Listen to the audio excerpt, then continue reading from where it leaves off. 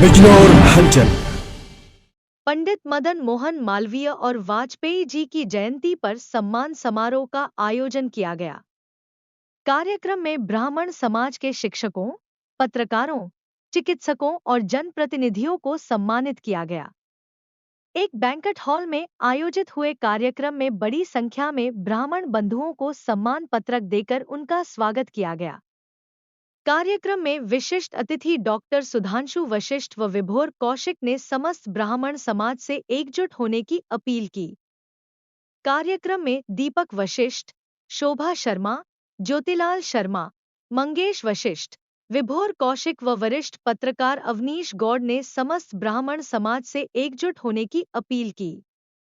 कार्यक्रम में नेहा शर्मा, मीनम शर्मा, पंडित रोहित भारद्वाज, पंडित सूरज भारद्वाज, पंकज शर्मा, मुकुल शर्मा, राजीव शर्मा दानी, अभिषेक पाराशर, सुमित पाराशर, अभिषेक भारद्वाज, एकांत कौशिक, पंडित श्यामस्वरूप शर्मा एडवोकेट, ब्रह्मदत्त शर्मा अध्यक्ष क्षेत्रीय ब्राह्मण कल्याण सभा, पंडित अजय शर्मा, सार्थक पंडित, अक्षय शर्मा, पंडित पवन शर्मा एडवोकेट, विपिन शर्मा, अमरपाल शर्मा आदि उपस्थित रहे।